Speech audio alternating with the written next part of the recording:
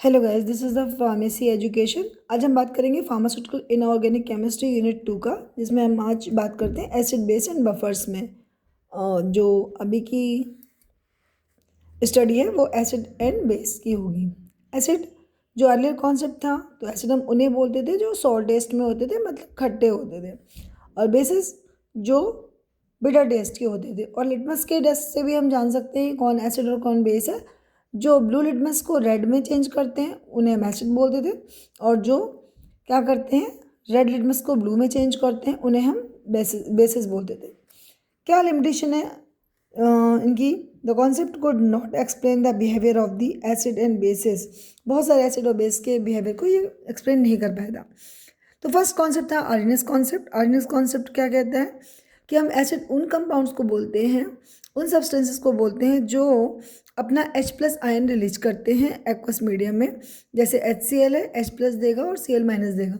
ये H+ जो दिया वो एक्वस मीडियम में दे रहा है, तो H+ डोनर को हम क्या बोलेंगे? एसिड बोलेंगे। ऐसे सेम बेसिस वो होते हैं जो OH- डोनर होते हैं। क्या होते हैं? जो हाइड्रोक्साइड आयन को देते हैं उन्हें हम बेसिस बोलते हैं। ओके, NaOH हो गया, KOH हो गया, aluminium hydroxide, calcium hydroxide, all are the basis हो गए। ना इसकी लिमिटेशन क्या है कि एक्वस सॉल्यूशन होना चाहिए एसिड और बेस को चेक करने के लिए। ये न्यूट्रलाइजेशन ऑफ एसिड और बेस को नहीं बता पाया था कॉन्सेप्ट। और उसके बाद ये अमोनिया, सोडियम कार्बोनेट आदि की कैटेगरी को नहीं बता पाए थे। Now Brønsted-lorry concept. Brønsted-lorry concept क्या है? अकॉर्डिंग टू ब्रॉन्स्टेड-लॉरी, जो हाइड्रोजन आयन को हम यहाँ पे क्या बोल देते हैं?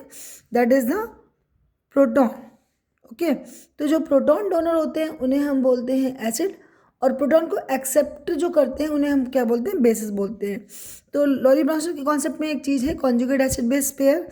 कॉन्जुगेट एसिड बेस पेयर क्या होते हैं? किसी भी एसिड और बेस को हम जब ऐड करते हैं तो कॉन्जुगेट बेस और कॉन्जुगेट एसिड बनता है उनका।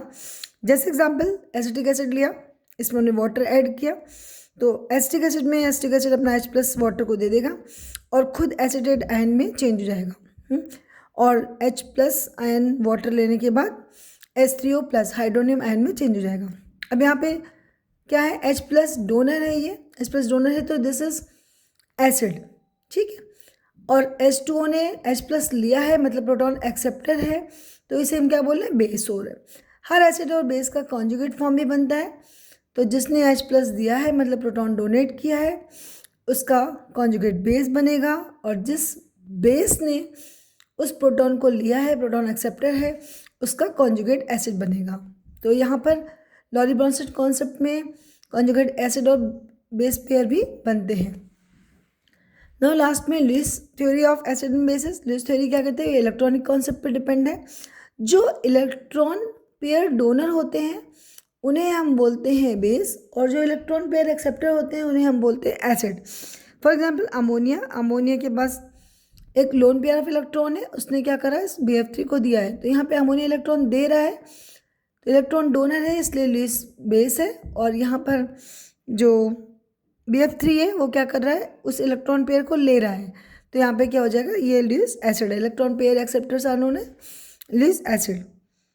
ओके, फिर एसिड और बेस की कैटेगरी को हम दो तरह से और डिवाइड कर सकते हैं, strong acid, strong base. Strong acid मतलब जो अपना मैक्सिमम या बोल सकते हैं 100% आयोनाइज होते हैं, उन्हें हम स्ट्रॉन्ग एसिड या फिर स्ट्रॉन्ग बेस बोलेंगे अगर वो OH आयन कंटेन करते होंगे तो।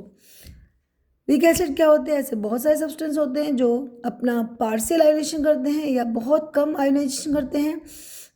अपना H+ बहुत कम देंगे तो वो वीक एसिड है, अपना OH- बहुत कम देंगे तो उसे क्या बोलेंगे? वीक बेस बोलेंगे। ओके, जैसे एग्जांपल स्ट्रॉन्ग एसिड में HCl है, H2SO4 है, HNO3 है। स्ट्रॉन्ग बेस में सोडियम हाइड्रोक्साइड है, पोटेशियम हाइड्रोक्साइड है, एक्सेट्रा। एंड वीक एसिड में एसिटिक एसिड है, हाइड्रोसायनिक एसिड है, HCN, और कार्बोनिक एसिड है, H2CO3, ये सब वीक एसिड है। ओके, वीक बेस में अमोनियम हाइड्रोक्साइड है, एक्सेट्रा। Thank you.